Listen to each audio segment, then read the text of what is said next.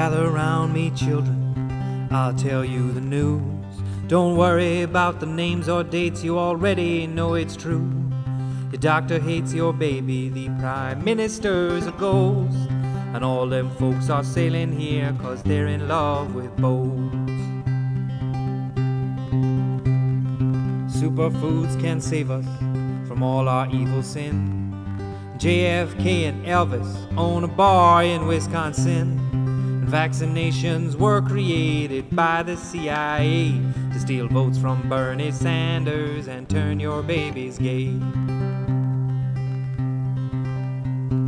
So click the link you think you like and get tooled for a fight against those lefty fascist communists who are leaning too far right. Hello, I'm Jerry. No Paul today. He's away fomenting a coup in a foreign country, so that's just between me and you. Keep it to yourself. As always, we are Not Another Fake Newscast. We're available on www.notanotherfakenewscast.com. We're available on social media at PGMcast on Facebook and on Twitter. We are also available on Patreon at PGMcast if you're interested in donating, and keeping the show going and making sure that we're bringing you great content as often as possible. You also get some cool wee extras and stuff for that. We are brought to you by our sponsors Holzkern watches from Germany, who they make very cool watches from natural materials at a reasonable price, and you can find them on www.holzkern.com/EN for the English version of the website. If you use the offer code NAFNC15, you'll get 15% off any purchases on their website. So I am here today in Edinburgh at the Fringe to conduct an interview with Darren McGarvey, who's got a show on here recently, won heaps of praise and awards for his novel. It's just to give you a heads up, it's quite a echoey room in a wooden room in the back of the Freemasons Hall on George Street, so a wee bit of echo and stuff on the interview itself, but content's great and Darren's got a lot of interesting stuff to say. So without further ado, let's hear from Darren McGarvey. Okay, so I'm here today with Darren McGarvey, aka Loki, the Scottish rapper. He is a rapper, a columnist, an author, among a lot of other hats that he wears. He is recent recipient of the Orwell Prize for Literature for his novel Poverty Safari, and he's currently performing a show at the Edinburgh Festival. So nice to have you here. Thank you. So how's the show going? The show's going really well. Opening night went well, and that was the first time I really got a sense of the show because I hadn't really rehearsed it and previewed it. And then word of mouth started to spread, and the audiences have been coming in. So it's a 200 capacity venue. It's a full run, 23 shows. And every day has been 3/4 full or completely sold out, so I'm really thrilled and just enjoying the experience of being at the Fringe really for the first time. And is it like a solo show? Is it just yourselves up on stage? One man show, written, directed, performed by me.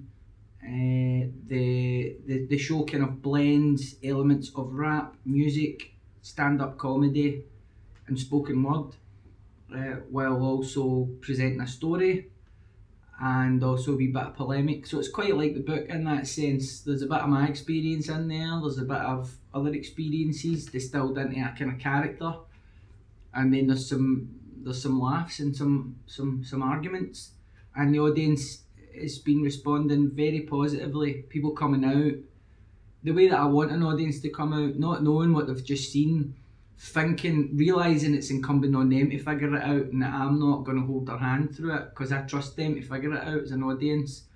So it's been great because I'm dealing with a lot of contentious and sensitive topics, class, child neglect and abuse, identity politics, and I've kind of constructed a character that's a bit of a homophobe. There's a bit of misogyny, a bit mentally unhinged. The idea is to create the dynamics to show how a man of a certain type might run into trouble when he's faced with the new way of discussing identity. You know, the ideas around male privilege, trigger warning, safe spaces. And the show's very careful to say that there's obviously a valid place for all of these things, even though they make jokes about, well, everything in it. Aye. At the same time, I'm trying to show where some guys appear to be running into a bit of friction, because there's a lot of precepts attached to these discussions before they became mainstream, and a lot of people are falling into the same problem where they're using unsanctioned language that's been devised on university campuses, and then they're being it feels like they feel like they're being exiled. Yeah. Really, a lot of the time they're just being challenged. But on social media, it's dead difficult to have the proper context for anybody's experience, and so the show is trying to kind of show a way through that journey without having to renounce your left-wing beliefs or start buy a feminism is cancer t-shirt. And it's trying to be fun as well, Yeah. you know, something entertaining. Well, that's it. I guess the language that you need to chart through to sort of have that discussion. It's no something that everybody's familiar with, and it can act as an exclusion, and essentially the ideals of the left wing are that we're looking after working class people, right? We're all coming together with some sort of idea of how we want society to function, and if you're excluding quite a large amount of working class people for having the discussion, then how are we supposed to move forward with it? Yeah, exactly, and it's a sensitive area. I mean, the whole idea around intersectionality is great.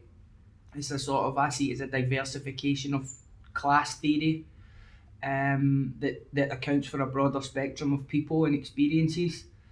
And it's all about where everything intersects with everything else. The only thing that's been missed is where does the language and the way of talking about it intersect with people who've never heard about it and whose experiences differ. And I think that's natural. That's a natural adaptation that this activism has to go through. Yeah. And I've just decided I want to be part of the adaptation. I don't want to find myself going, and bogged down in battles with people who I align with politically, Yeah. but just personally annoy me because I have no context for them on social media. So the show really is trying to kind of take a wee cross section of that debate and illuminate it in some way. Aye. Intersectionality needs to have intersectionality between classes as well to allow them to communicate. That essentially is what you're saying. Aye, because if you walk alongside a community for long enough, forget whether you agree with it or no, whether you personally, it suits your preferences. If you just immerse yourself in an environment long enough, then how you should approach people becomes a matter of intuition. Yeah. And this is something I really understand because I'm pretty socially mobile. So I can talk to these academics and I can talk to somebody in the street, right? And that's the only problem that some of this activism has. And then there's the other fact that when you're young, you forget that a lot of this activism is youth culture. Yeah. That's something people don't really zero in on a lot.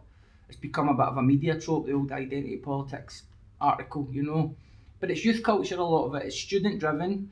So it's natural that a 34-year-old like me would find it quite irritating, difficult, challenging. Yeah. Because that's what students do. They're very idealistic.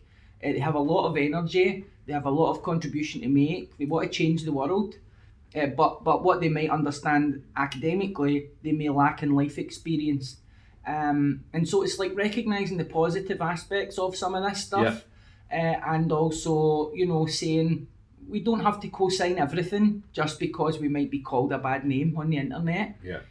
This is about making sure that the left retains some sort of shape and isn't sending so many mixed messages to the people that we're trying to recruit, to empower, Yeah. to give a voice to.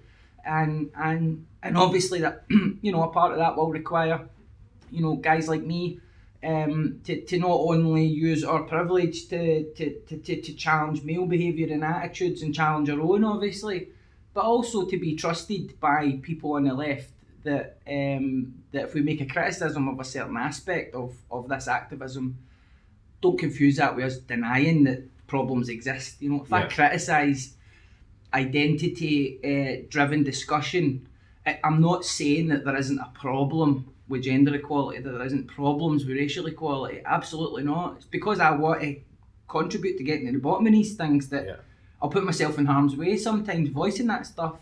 But then sometimes you have a bad day and you're a bit of a prick and you're a bit abusive or you're being defensive, and I think that goes for everybody. And I think it's just about bringing into our awareness all of those variables whenever we talk to each other, especially on Facebook.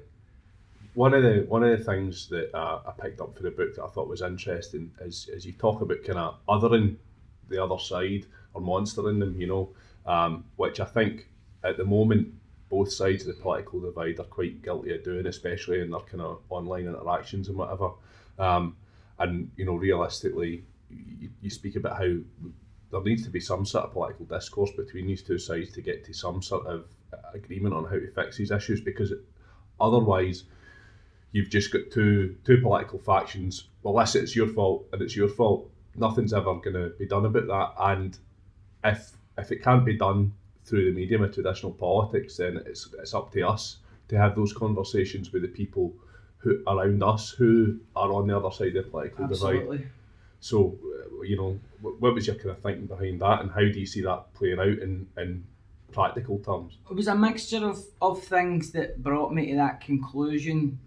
One was that I started realising whatever debate I was watching or taking part in, regardless of what subject was being discussed, and I'm talking about from subjects like masculinity to feminism, right to things like who should play Batman and was such and such a good computer game. Aye. What I was realising was that every debate followed the same trajectory.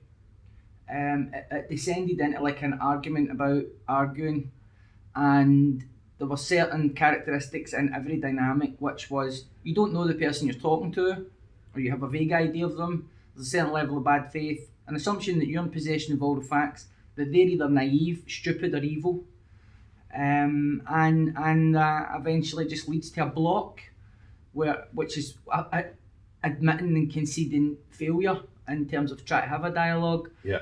Once I started thinking about that, I was like, so maybe this is something to do with our nature, and that social media is a medium that we aren't really evolved to comprehend, other than very basic stuff, like a handful of people that we know. Yeah. And then when I started thinking about it like that, I was looking at it more kind of sociologically rather than politically, and thinking again about those emotional conditions that need to be met before people will be willing to re-examine their attitudes. So I try to set the tone in the book about that. If you look at just now the debate that's gone on between Labour and the Tories, essentially both sides are kind of mirroring one another. The left, Labour, believe that any criticism of Islam as a religion or some of its doctrines is Islamophobic. Yeah. And the Tories believe that any criticism of Israel as a state, as a government, is anti-Semitic. Yeah.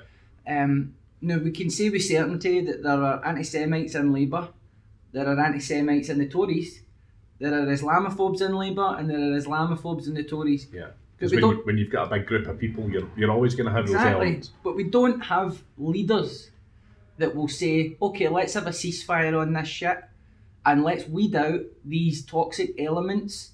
They can go and start their own fucking party and get crushed. Yeah. Because this is too dangerous for our politics right now. Because obviously the media are just trained to zero in on whatever the politicians are producing, rather than an analysis that, like, such as what I kind of just hastily fashioned there. Yeah. And really, when our politicians are the ones setting the example of how we should conduct ourselves in a debate, then you only need to look at what's going on now to understand why nobody else gives a fuck about adhering to basic principles of mutual respect, good faith. I would go as far as to say that while I recognise that the current Tory government are making a real pig's arse of everything from welfare to security to the economy. At the same time, I couldn't sit here and say with any reliability that every single person who's voted for a Conservative government hates poor people. I can't sit here and say that. I would like to say that. Maybe I'll be more popular on the left. Yeah.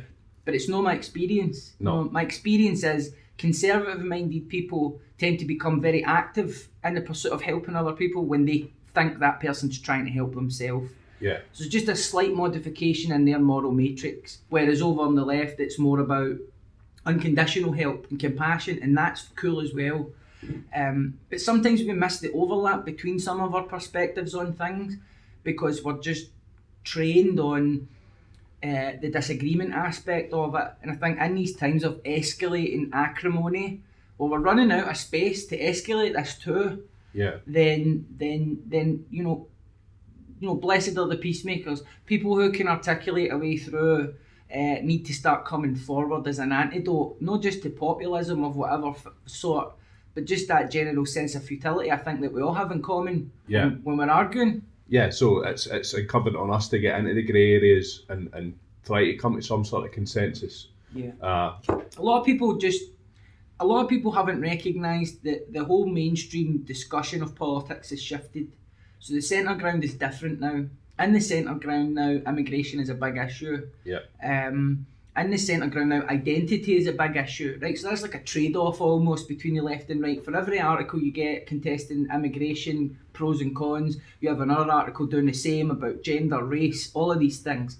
So it's not like one side is dominating. It's new ideas coming into the mainstream, and letting go of old ideas is difficult. And some people find it hard to let go of the idea that men should have dominance in society. Some people find it hard to let go of the idea that Britain should be a white majority country, right? Aye, that's painful for them. So need to move on, right? But then some people find it hard to let go of the idea that no discussion about immigration whatsoever can happen because you're ceding ground to the far right. Yeah, or you're a racist if you even bring it up. Yeah. And while I recognise there's a big racist contingent, particularly the kind of ringleaders of this stuff, at the same time, I feel like it's got to be handled with a certain level of sensitivity and care. And there are some subtle class dynamics at play that maybe some people on the left want to turn a blind eye to, or just can't detect because of their own privilege. Yeah. And I think it's just about navigating that stuff carefully. I think there's a lot of people getting caught in the crossfire of both these discussions, whether it's immigration or whether it's identity politics, who actually aren't antagonistic to these principles that we're about on the left, but that get bogged down in those difficult discussions, and then it just, Farage pops up with a sort of, oh, well, I know how you feel chat. Yeah. And people are just endeared to that because they don't like being vilified. Yeah, because they've been attacked. Yeah. Aye. I think that was one of the interesting things that I took away for the book was when you were discussing Brexit, and I've been guilty of this myself in the past. There was a sort of consensus on the left, and certainly in a lot of social media, that everyone who voted for Brexit was just an idiot, or a racist or whatever else. Whereas realistically, we probably missed an opportunity there to realise that was people who are extremely apathetic towards politics taking an opportunity to voice their disapproval of the discourse that's been happening throughout their lives, and saying, I've got an opportunity to change something here and I'm going to do it. Now, rather than taking that on board and going and looking at what are the underlying reasons why they've came to that, we've further sort of ostracised them. Yeah, and the key thing also is that a lot of people who voted for Brexit have voted countless elections and their vote didn't count, and Brexit was the first time actually it did count, and a lot of them expressed regret immediately the next day, which shows that people are voting increasingly with intentions to lash back at something rather than voting for something. Yeah. And I think that shows the kind of polarity of our politics has shifted slightly and is becoming a little more radioactive and unstable. The key issue for me is, like, take an industry like taxis, right? Yeah. Now, taxi drivers are kind of maligned a lot of the time by the kind of left liberal commentary, right? They're vulgar, they've got a bad attitude, they're racist, what's with the tattoos? I use taxis all the time just now because I don't drive, right? Aye. So I'm getting a real good education in this industry and the factors that are changing it in terms of it being a place where people get employed. Now, in the taxi industry, you've got Uber, right? Uber represents automation, big data, right? Also represents this kind of almost unregulated approach to workers' rights. Now, when Uber moves in, then you don't need to phone and talk to anybody. You just do it with your app. You use Uber a few times, it completely reshapes your whole expectation of what being in a taxi is about. So the next time you get in a hackney, you're like, can I use my card? Driver's like, aye. Do you know what I mean? Aye. Even though I've been working 8 hours, I've made 120 quid, Yeah. and I've only got £15 cash, I go fucking ahead and use your fucking card, you prick. You know what I mean? Yeah. Now, the discussion on the left about automation and big data tends to be theorising about what will happen when it comes. Aye. Universal basic income and Because stuff like that. all they sense is the convenience of things like PayPal Yeah. and Uber a lot of the time. So you've got a lot of third sector kind of business enterprises we need to get ready for this revolution, the fourth industrial revolution, and it's actually already happening. Yeah. It's already happening. It's already affecting working class people, but no one is giving voice to it. And so, you know, when your Tommy Robinson character or your Nigel Farage character, who I don't agree with or align with in any sense politically, I just believe that they're very smart in how they pitch themselves to people who are angry and frustrated. Yeah. Then you're creating an opening there, and that's just one example of how, you know, the modern economy, how technology is changing everything. It's already happening. It's just you don't hear a lot of people writing about it in the Guardian, and that obviously leads to people feeling that they're not being represented. Do you think that the left is lacking charismatic leaders at the moment? Do you think that's part of it? You know, because you have people like Trump, you have people like, I mean, arguably Boris Johnson, Farage, Tommy Robinson, who are able to entice people with their chat. Yeah, it's. I mean, it's no a nice concession to have to make, but obviously, people naturally, just because of the way we're wired, are attracted to a certain type of personality. Mm-hmm. No, this explains Trump to some extent. While he's a malignant idiot and a very deeply self-centered man, Yeah. and incoherent as well, incoherent in many, many ways, emotionally illiterate, he's a performer. He's been a performer for nearly 30 years.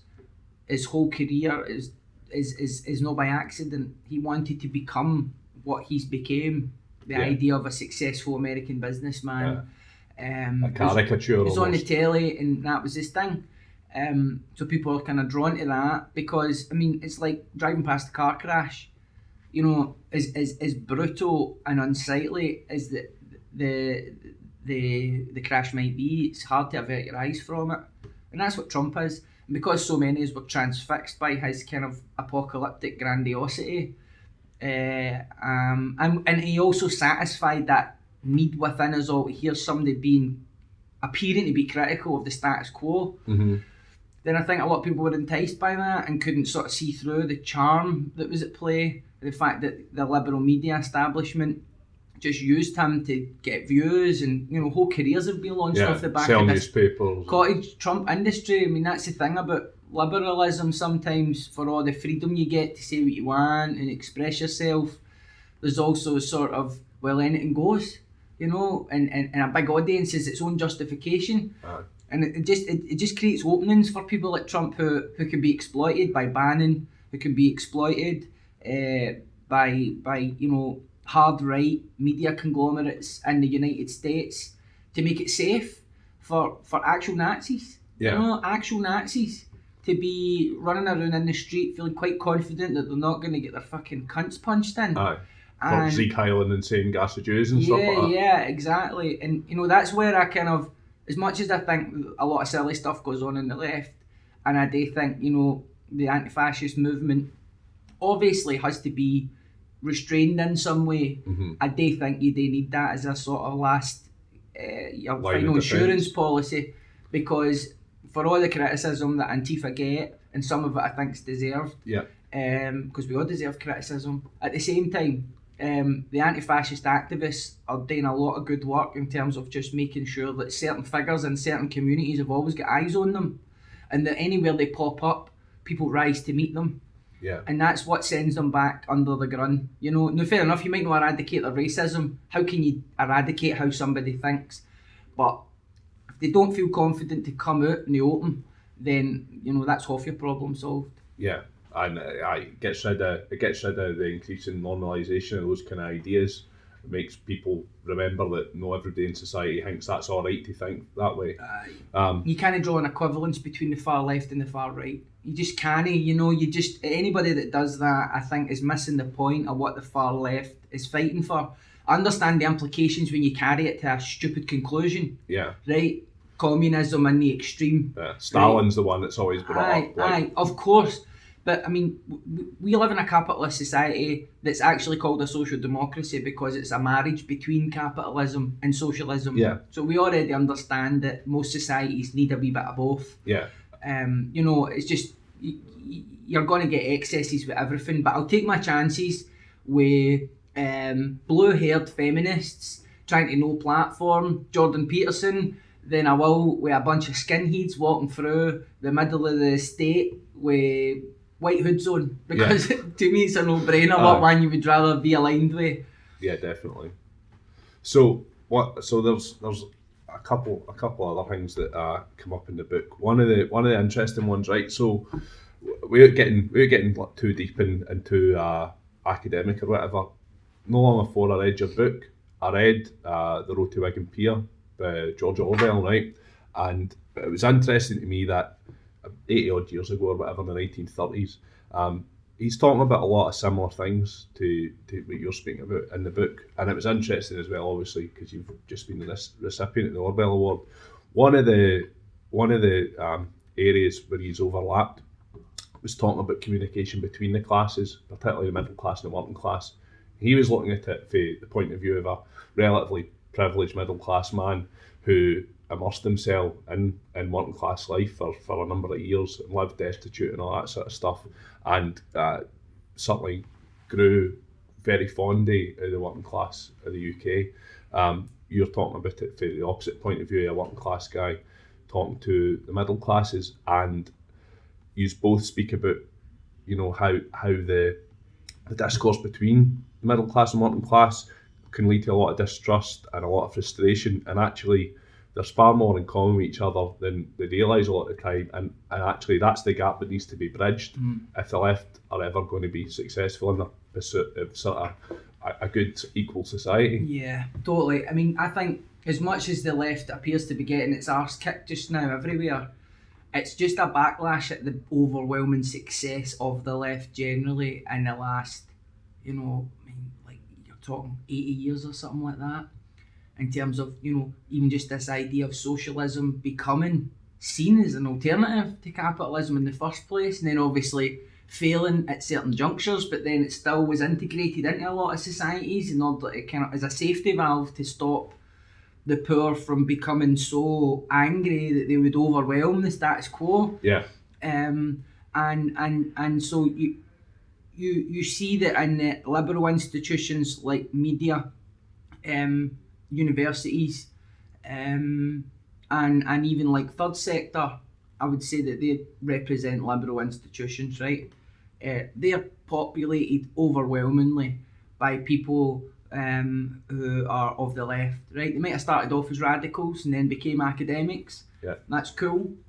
And so what you're seeing now is a kind of renaissance or renaissance, depending on what your preferred pronunciation is, of right-wing ideas, or seemingly right-wing ideas, and an ascendant of the right. And funnily enough, this becomes attractive to people on the left, some of whom have fallen out of favour because of certain things, you know, particularly around identity and stuff like that. So they're going on YouTube, and a lot of right-wing ideas have been kind of repackaged as rebellious, as against the establishment. Aye, it's like the new punk, the alt-right. Aye, exactly. And some of us haven't been alive long enough really to discern what's legit and what's no. We're just like, this seems to be a bit more fun than what's happening on the left. Counterculture always probably seems a bit more fun than the mainstream, right? Exactly.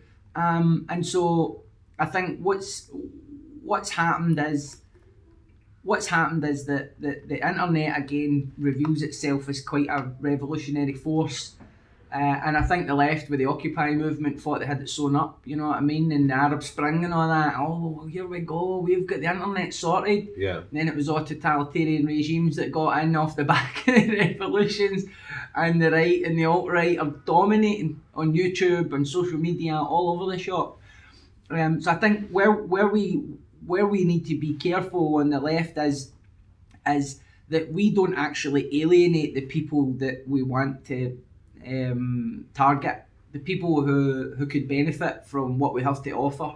Because what we have to offer, apart from all the annoying, irritating stuff that a lot of people don't like, is the opportunity to create a coherent vision of what a society looks like, either post-capitalism or some modification of capitalism that recognises this isn't sustainable anymore. I mean, if you look at the political situation across the West, that's as a result of the radioactive nature of the social conditions that capitalism has created.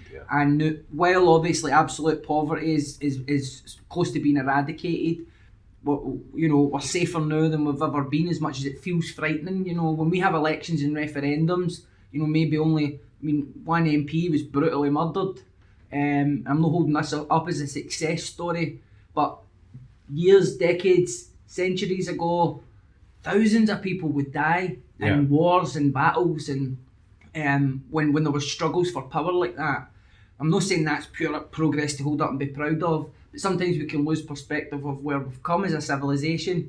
But at the same time, I think that progress will only continue when we recognise that the wealth polarisation, the political exclusion that comes attached to it, needs to be addressed. It's just a shame that I think we're going to need to get to a real dangerous tipping point before the vested interests concede this. I don't think any amount of political pressure is going to lead to them having a change of heart, and I don't think that someone like Corbyn, at least with the kind of line that he's taken just now, one half radical, one half pro-Trident, it's just confusing. It's just mixed signals. So I think we will have to get to a point similar to what we did before the social housing revolution in the 1940s, the creation of the NHS, the welfare state. It's going to be shit. This is so bad. We need to fucking do something about this. What that looks like, I'm not sure. I think that's what the left is struggling with now. It's what's the coherent vision and who's out front making it? What's the thing that binds us rather than focusing on what atomises us? But not to go on too long, that there are a few things that have given me a lot of cause for hope recently. One of them is a publisher I came across called Zero Books, that's based in the United States. They've published Mark Fisher, his kind of pamphlet Capitalist Realism. They've published the best analysis of online, the culture wars that I've ever seen. It's called Kill All Normies, and it's about identity politics on the left. It's about the alt-right. It's not drawing an equivalence, but it goes really into the origins of these cultures and how they've permeated online and found expression in the mainstream. And they also do great online content, short form stuff, long form stuff. They do podcasts. So they're really rising to the challenge that's been set by, Rebel Media and all of these, and Milo Yiannopoulos. And they also, they're Marxists, so they believe in the dialectic. So it means that they've more tolerance for other ideas, which is why people on the left are attracted to the right just now, because it seems that there's a diversity of opinion. But actually, we can provide that space also without the feminism is cancer shit. It's incumbent on us to do it, to make it more inclusive and to get people involved. So one of the other things that struck me in the book, when you're talking about sort of relative poverty and stuff there, there's a bit in the book where you speak about how obviously poverty exists in the UK, but poverty in the UK is not the same as poverty in the Sudan, for example. But one of the things which kind of cuts through all of that, and which is a real leveller in terms of poverty, is how children who grow up in poverty are treated, and the abuse and stuff that can happen as a result of that. So would you mind expanding on that a wee bit? Yeah, I'm glad you pointed this out, actually, because I don't get a chance to talk about this as much as I would like. So really, obviously people point to the sort of the success story of the West in terms of dealing with all these other forms of poverty. But a child born into poverty is at the same risk of maltreatment, abuse, neglect, and that experience is so formative that the child becomes adapted to the hostility of that environment, the expectation that harm is going to occur, and this increases the likelihood that they will go on to engage in criminality. They'll become socially excluded in education. They will seek out toxic relationships to feel comfortable in. They will engage in alcoholism, drug abuse, will become homeless. A higher likelihood that they will become victims of violence and perpetrators of violence, whether it be violence in communities or whether it be intimate partner violence of all kinds. Yeah. And so adversity in early years, because we're mammals, we're very malleable creatures, we need to be nurtured in order for all our systems to come online. If we don't get that nurturing, then we're maladapted to the world that we're about to enter. And this is the same for a child that grows up in a war zone as it is for a child that grows up in a domestic abuse scenario. Now, obviously the severity of the harm can differ depending on the environment, but you're still dealing with the similar echo of trauma throughout a person's life. And I just felt that might be a way to concentrate the public mind a wee bit by saying, when we're talking about poverty, we're not just talking about people not having the bus fare to go to where they're going, or people having to make decisions about what they buy for their mess cheese and how many takeaways they get. We're talking about kids being battered. We're talking about kids seeing their parents being battered, seeing their parents being thrown in the back of police vans.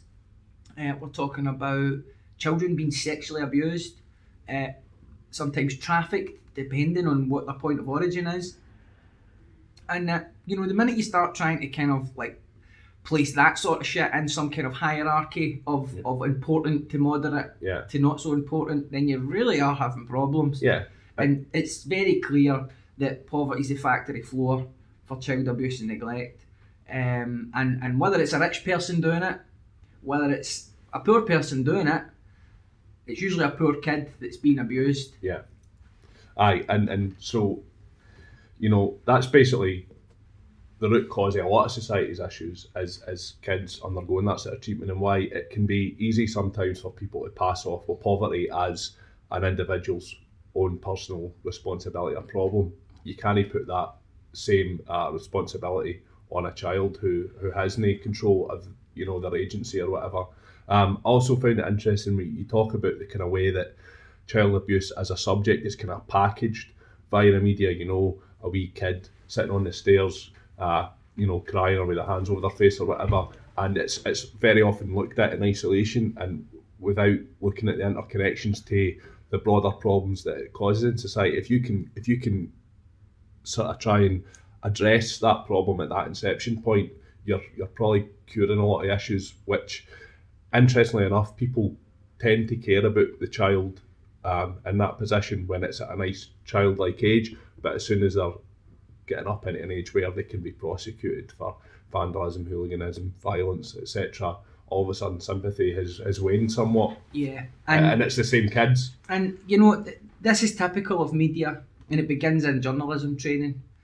Without going too deep into that, if you take that dynamic you're talking about, where there's a sort of surface exploration of the issue without the sufficient context, and that's what cements the public viewpoint on it, which then the public viewpoint is what allows politicians the wriggle room to not do things about it. The things that the public get annoyed about, politicians are very, very finely tuned to that stuff. Oh, we've no money for Grenfell. What? Oh, we've got 400 million for Grenfell. So when it comes to taking a recent one, I seen an STV reporting that Homebase was shutting like 10 stores, and in the headline it was Homebase to shut 10 stores leading to job losses because of amid cutbacks. Now cutbacks doesn't quite cover what's actually going on. What we're seeing is the retail sector that a lot of working class communities are now tethered to, whether it be because these places provide leisure space in their communities, or because they provide employment or products and services. The retail sector's in decline. Now, why is it in decline? It's in decline because Amazon is replacing everything from your local library to your home base to everything, and it's going to be moving into groceries soon.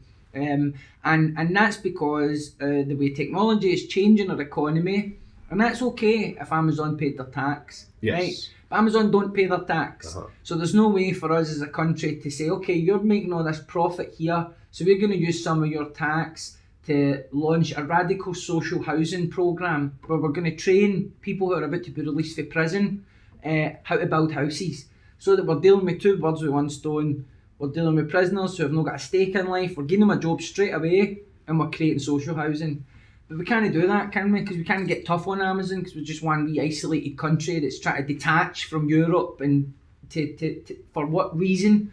And so there's no context for that in the news though. In the news report, it's just like these shops are shutting. It's just some sort of like foreign invader. It's just a happening. It's not happening for a reason, and that's typical of media. That's typical of media, because the media tends to be, and I'm not saying all media is bad, certainly no, but because media tends to be corporately owned, you're not going to get a deep dive economic analysis of why things are going to shit. Yeah. Because the buck will stop at corporations that don't pay their fucking tax. Yeah. And who in a corporation wants the finger to be pointed at them? Nobody. You know, it's so... And like, you know, newspapers and stuff a lot of the time are making their money from advertising nowadays, and it's these big companies who are sponsoring them. So any kind of criticism, a great example of this is when HSBC were in a lot of hot water a few years ago for you know, a lot of money laundering in Mexico and all sorts of money laundering all over the world, Russia, China, etc. The Guardian reported on it, and HSBC cut all their advertising to the government, which is a significant chunk of money. The Telegraph, Peter Oborne ended up resigning over the headache of their political editor because they refused to cover it, because they were, you know, supplying them with so much coin in terms of sponsorship. So it's difficult, and that's why I think alternative media and stuff like this is we're a bit freer to talk about stuff because we're not beholden to anybody. Exactly. And so if you take that kind of thing that we just sort of described there, it's the same thing when it comes to child abuse and neglect. There's an absence of context. What is the systemic context of some of this abuse? A lot of this abuse, most of this abuse.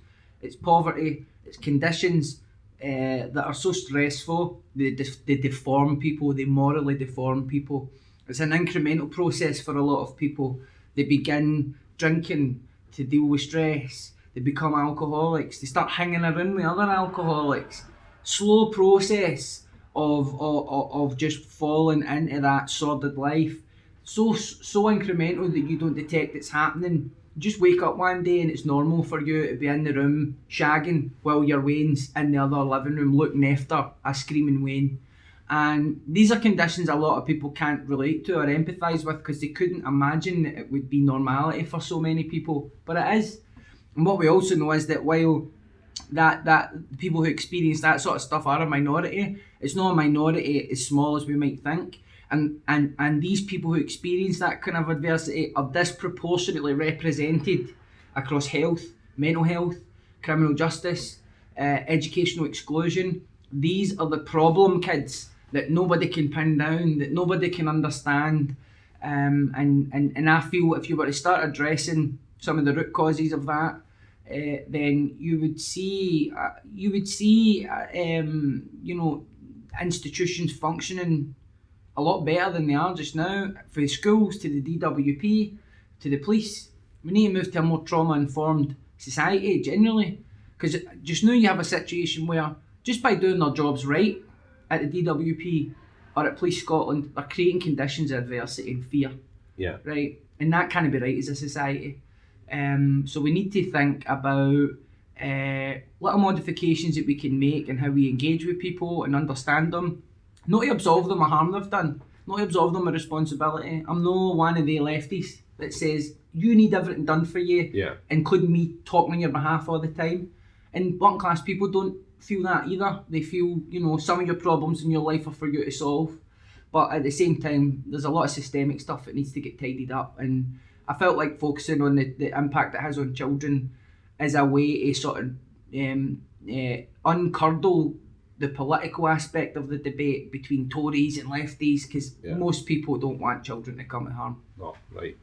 Definitely. And something you just touched on there, which was a big part of it as well, was personal agency and responsibility. You sort of discuss in the book how essentially, it can be very easy to blame society for all your problems. It can be easy to blame corporations or neoliberalism or all sorts of bogeymen, Trump, whoever you want. But realistically, people will fare a lot better if they take responsibility for the things which they can change. Yeah, and that's the distinction that a lot of folk on the left, I think, skimmed over when they became critical of that initially.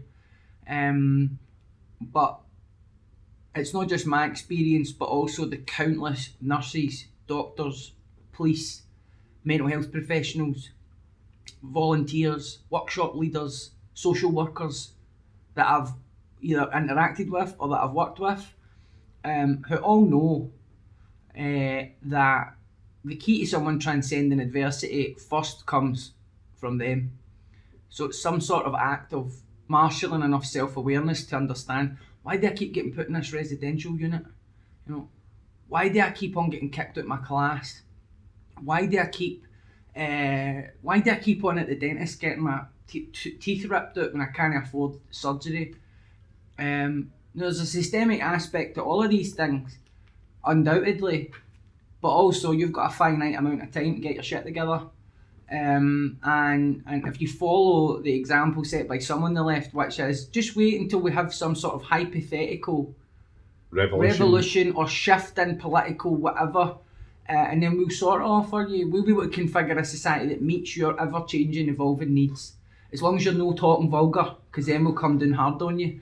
And I just don't think that that's a responsible or honest thing to say to somebody who needs to know that they can do something today. It can have an impact on their life right now. I mean, I got sober for a combination of things, but actually in truth it was that my life got so painful I had no choice but to do something about it. And I made that choice, and then I asked for help. It started with me making a choice. It doesn't matter how many services you lay on, if somebody doesn't want to participate and you've not got the social skills to convince them to participate, then what's the point? So it's simply acknowledging a fact of life. And when you need the toilet and you go to a toilet, that's taking responsibility for how you feel, right? That's taking responsibility. And what I don't get is, we've talked about identity and we've talked about the shift in the public consciousness around matters of gender, particularly relations between men and women, sexual relations, from harassment right up to abuse, and a very necessary challenge to men everywhere to think not only about their conduct and attitudes in the past, the sense of entitlement that might have led to a woman feeling discomfort or abuse or harm, but also the example that their behaviour sets to other men. That's a call to take responsibility for your thinking, for your behaviour, for your conduct, and the example that sets. That comes from the left. It comes from the left constantly. I accept that. I take that challenge. I'm fucking merciless with myself sometimes on this shit. Do you know what I mean? And the minute I've figured it out, I'm on stage doing a fucking show about it. So they'll just need to trade me this, you know what I mean? Because I'm not going to stop talking about it. And also, using the phrase personal responsibility, despite people on the left saying, well, can't you say self-responsibility? Can't you say self-efficacy?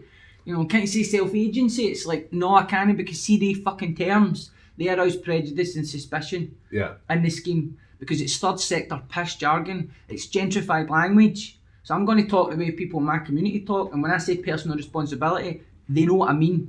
They don't think Thatcherism. They think some things that go on in my life are for me to sort out, and that's for me to figure out and get help with other stuff. And why should personal responsibility be the sole under the sole ownership of the right wing of politics? Exactly, because, see all the activists that are engaged in what acts of individual activism, collective activism. They're taking personal responsibility to try and change the communities they live in. Exactly. When somebody goes to university, they have a degree in social work, they're taking responsibility for themselves and for the community. Yeah. So I understand why there's a sensitivity around it because of the connotations of Thatcherism. Yeah. And I'm not here to sugarcoat Thatcherism. That was brutal. Yeah. What I'm saying is, don't be scared to say something because right-wing people say it. These are our words, and we can use them if we like, and give them a new flavour, and give them a new air of appeal.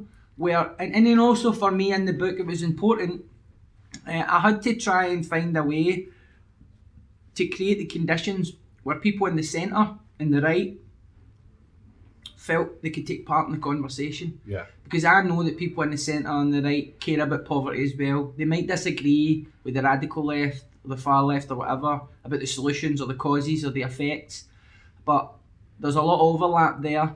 And so just simply saying personal responsibility as a phrase is a way to kind of account for another perspective that's not normally included in the conversation. Because you're going to need, if you want to do something politically meaningful, you're going to need to get enough people in the centre and on the right. Yeah, you need to engage as many people as possible. They need to re-examine how they feel about these things and what they think about them. So you take an issue like child neglect, or you take an issue like childhood adversity, or whatever it is that I'm talking about, then by acknowledging the role of personal responsibility within all of these things to some extent, then they lower their defences, and so then they become more persuadable. Yeah. And it's just I would say it's me just trying to be emotionally intelligent about the kind of debate that I'm trying to cultivate with the book. Yeah. And it's working.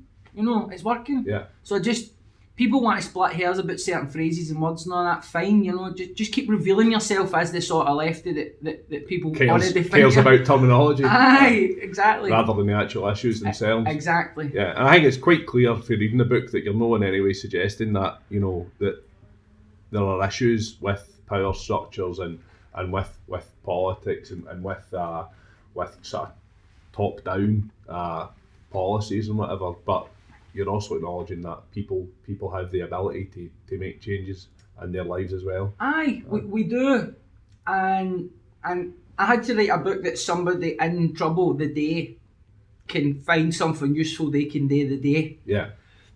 Now, pretty much everything the leftists had to say about capitalism and its effects on people and systems, I've animated that shit in the book.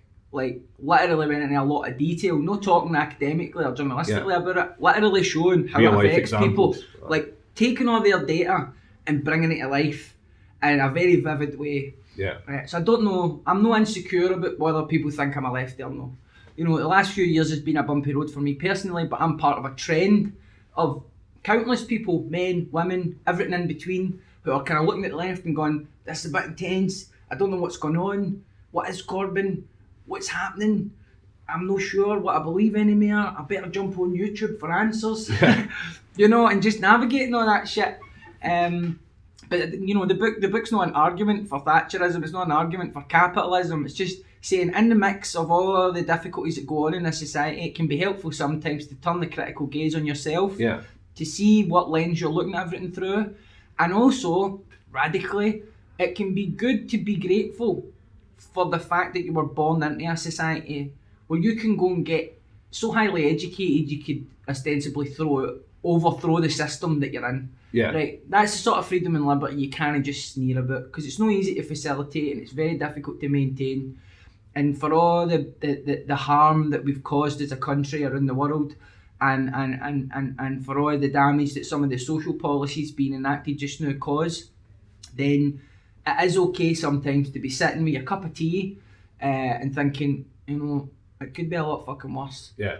And I don't think that should be a controversial thing to say. No, definitely. Gratitude's a portal to wellness. Wellness is a portal to capacity in your life, whether it's as an individual, as part of a community. And that's really what it's about. Yeah, and I think it's important to make sure that you're never too ideological, too inflexible like you need to be willing to learn from experiences or from new evidence and change your mind. You're never going to progress as a movement or as a person if you're not prepared to take on new ideas or admit when you're wrong. Yeah, I think that's something that's got lost, if it ever existed, in our discourse. Maybe I'm being overly optimistic about the fact that it existed, but in this age of tribalism and the toxicity of the interactions that are taking place across all forms of media and whatever, sometimes kind of sitting down and thinking, what could I do differently? Or what if I'm wrong? Can be quite a radical thing to do. And it's not about self-flagellation, it's not about creating a safe space for head cases to move into. It's about emotionally and intellectually regulating yourself. You're taking inventory of what ideas are still important, what ideas you're holding on to because you don't want to let go of them personally. What's motivating you here? Is it about being proven right? Is it about settling a score? Do you have some sort of resentment about a form of politics or somebody associated with it? Are you annoyed at a family of ideas? Or are you annoyed at 5 people who claim to represent those ideas on Facebook? Just sitting down and thinking about that stuff is good. Now, people will say, well, that's all that individualised society, focusing on the self and the collectivism. It's like, that's bullshit, man. It's usually people who are really struggling in their personal lives actually who make those kind of arguments. They don't see the link between understanding the self-honesty, self-improvement, and some of the difficulties that they're experiencing in their life, whether they're eating too much, drinking too much, whatever it is that they're doing. They think this relentless focus on external circumstances is going to heal them of what it is that troubles them. Yeah. It just won't. It's a mixture of the two. And for me actually, as much as that gets criticised from the usual suspects, it's made me a lot more robust as an activist, a lot more robust as a writer. It made me more persuasive. I understand things more deeply. Yeah. I'm not so reactionary. I mean, sometimes I'm having a bad day and I'm just being a dick, right? I get that. But I'll do the repair quickly if I need to apologise to somebody. I just try to make sure I'm putting the fires out as they happen so I don't feel overwhelmed. Yeah. And that's, I think, is a good way to conduct yourself or aspire to conduct yourself. Nobody's asking you to be perfect. No. But there's so many people that I've dealt with, who are on the left politically, who are very energetic, who have a lot of to contribute to their communities, but sometimes they're relying on anger alone as a fuel source, and that's not sustainable. It's not sustainable for your life, it's not sustainable for your activism. Now don't get me wrong, there are loads of examples of people it works quite well for. I'm talking about the real lefties that are actually out there organising shit to deal with the problems that people in communities like Govan Hill have got around housing, around public services, around 0 hours contracts and workers' rights. People that are getting into the quantum mechanics of the anger that we see in communities. No people that are preaching from you on high about it. Yeah. Real, solid, communitarian, left-wing, working class people, salt of the earth. You know what I mean? Aye. And when I think about the left, that's who I mean. Yeah. The other stuff is peripheral sometimes. But even they would accept sometimes that you can engage in a bit of hubris, even though you're for the left and you're meant to be humble and you're just a wee working class person and all that. Sometimes the anger can get out of control, or too many going to the pub after the meeting. You know what I mean? Shit. You know what I mean? And we wonder why all these rich cunts have got a fucking heat start on us every day. Yeah. It's because they're all getting up at 6 in the morning. Do you know what I mean? We have clear heat. And they're fucking teetotal. You know what I mean? Or if they're on it mad, they just go into rehab for a couple of weeks. So look, we need to be on guard to make sure that that we keep that kind of bondage of the self stuff in a place where we're able to see it. Because just because we're left leaning and because we believe in social justice doesn't mean we're no selfish, doesn't mean we're no dishonest, doesn't mean that we're no cruel. Yeah. And just being comfortable with the full range of yourself and willing to address some of that stuff actually makes you a lot more effective, a lot more energetic, a lot more just intellectually agile and persuasive, which ultimately is the point. Hopefully. And being able to put your hands up and say that I got that wrong can be a breath of fresh air sometimes, especially at the moment. I feel like I'm doing that as much as I'm taking credit for being right about shit now. Yeah. And that's a good balance. Even the day I was on the radio with a talent agent who was arguing that this programme Born Famous, where it's basically a millionaire heiress going into an East End community to ponder how shit her life might have been if her law wasn't worth £50 million. And I'm obviously on there to really try and take the programme down. I've not seen the programme, I've seen enough programmes like it to feel comfortable to say this is probably going to be a lot of shite. Aye. Poverty porn. Exactly. And she, and her name is Sonia, and she was on, as far as I could tell, she didn't have a clue what she was talking about. And there was a point she said something that actually just started laughing, which is quite rude. And then she says, "Oh, I never cut over you." And I apologised to her on air for cutting over her. But then after it, I went and tweeted her and just said, "Look, I'm sorry for cutting over you, you know, like, it's just, I've sometimes let my feelings get the better of me. I hope I'm wrong about the programme, have a nice day," or something like that. Yeah. For me, that's just good practice. That's me going, even though I think she's talking shite and doesn't know what she's talking about, she's been plucked for obscurity by radio producers who know what I'm going on there to say. Yeah. And they just are putting a target up there for me. They wanted a bit of drama. Exactly. And even though all that is the case, it still doesn't justify me being rude. It doesn't matter if I don't like her, it doesn't matter about her politics. Like, there's no need for me to be a dick about it and use my politics as justification for being a dick. Because that's dishonest. And I've done that for years in my life and caused a lot of harm. Not just to people that I've been arguing with, but sometimes these social media backlashes, ones I've been involved in, have a heavy impact on your family, because it's really intense. When you're really kind of, when they darken your digital doorway, and so I find I'm trying to conduct myself in a way that doesn't give rise to unnecessary controversy or confusion. You'll always piss people off somehow, but I don't know. I think sometimes a big part of debate is not just how good your arguments are, but also how much respect you show the opposite side by understanding their arguments, and also how you conduct yourself in a debate for all the people watching it who've not made their mind up. Because there is something about how a person conducts themselves that makes their ideas more attractive. More palatable. Aye, like if you look at Jordan Peterson, right, this guy is a phenomenon, right? His ideas aren't necessarily new. His ideas around religious conservatism and his ideas around hierarchies and all that, I don't think there's anything new about that. He's got certainly a speaking that seems new. His stuff about like myth and archetypes and all that sort of stuff, it's not even necessarily his research. But because he appears to be articulate, appears to be charismatic, and because in a lot of his interviews he's got this kind of calm, collected way of dealing with what appear to be the same recurring questions over and over from mainstream media, people become attracted to that because there's a certain manner about him. I don't know what he's like in his real life. I think he's an interesting person culturally to observe. And I don't necessarily think that if you've watched one of his videos or heard him talking and thought, that's quite a clever thing to say, or I like the way you put that, it necessarily means you need to be kind of like signposted as a potential threat to women or people of colour or whatever like that. But then again, I'm a white heterosexual guy, he doesn't say that much, it threatens me. You know what I mean? But people like that partly become successful because they have a certain way of engaging with ideas they disagree with a lot of the time, and I think that's part of what makes them persuasive. And I think that's something that we can learn on the left, not necessarily for Peterson. Loads of people conduct themselves like that. You've got a lot of people whose politics you wouldn't share, but you would say they're quite affable, they're quite humble, and they're quite respectful. And I think, you know, every now and again you need to show your teeth, but I think the factory setting should be really listen to what the other person's saying, engage in a certain level of good faith, and try to represent the best possible version of their argument rather than looking for an opportunity to just dismiss them completely.